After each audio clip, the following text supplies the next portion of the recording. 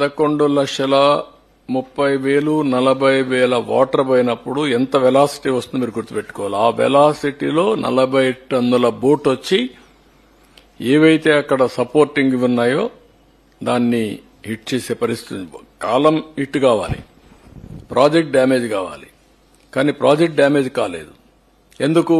ఆ కాలమును కొట్టకుండా ఇది ఆ సపోర్టింగ్ దాన్ని ఏమంటారు మనం కౌంటర్ వెయిట్ ను కొట్టాయి. ఆ కౌంటర్ వెయిట్ ఇరిగిపోయే పరిస్థితి వచ్చింది. ఇప్పుడు రిపేర్ చేశాను, చూసుంటారు మీరు. What is this? అవి తీస్తే రాలేదు. 4-5 రోజులు ఎన్ని శత విధాల ప్రయత్నాలు చేసి తీసే పరిస్థితికి వచ్చా.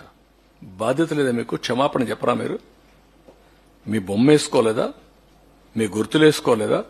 మీ పార్టీ కాదా? అంటే దేశం వదిలిపెడతారా? ఆంబోతులా మీరు? అడిగితే ఎదురుదాడి చేస్తారా మీరు? అంటే మీ బోట్లు మీరు పంపించి ఆంబోతుల మారిగా తయారై ఒక ఎంత డేంజర్ అండి అది. ఎన్ని గ్రామాలు పోతాయండి.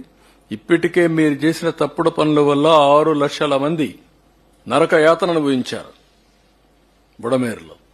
ఈ రోజు కూడా అనంతపూర్లో మీరు చూశారు. ఒక రథాన్ని కాల్చేస్తారా మీరు? ఒళ్ళు దగ్గర పెట్టుకుంటారా లేదా?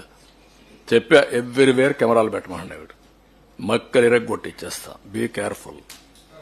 లా అండ్ ఆర్డర్ గాని క్రియేట్ చేశారో ఇంట్లో నుంచి బయట వచ్చి ఎక్కడ చిన్న వైలెన్స్ జరిగినా నెక్స్ట్ 1 సెకండ్ లో మీ చొక్కా పట్టుకునే పరిస్థితి వస్తుంది. That is the mechanism I'm establishing. We're not inefficient. Yes, will arrest. ఇదే కాదు, ఇవన్నీ అరెస్ట్ చేశాం. ఈ రోజు కూడా అక్కడ అరెస్ట్ చేశారు. ఎవడు తప్పు చేసినా, ఎవడు తోక తప్పినా, ఎవడు ఈ రాష్ట్రంలో నేరాలు క్రియేట్ చేయాలనుకున్నా అదే చివరి రోజు మీకు. I'm very clear on that. ఎవడైనా సరే ఒకవేళ సవాలుగా తీసుకుంటారా, నేను చేసి చూపిస్తా మీకు. నాకు కావాల్సింది ప్రజల ప్రాణాలు కాపాడాలి, ఆస్తులు కాపాడాలి, లా అండ్ ఆర్డర్ కాపాడాలి, శాంతి భద్రతల పరిరక్షణ నా ధ్యేయం. దాన్ని వైలేట్ చేయాలని మీ క్రిమినల్ చరిత్రతో మీరు వస్తే మాత్రం కబద్దార్ జాగ్రత్తగా ఉండండి. ఒక్కడిని వదిలిపెట్టను.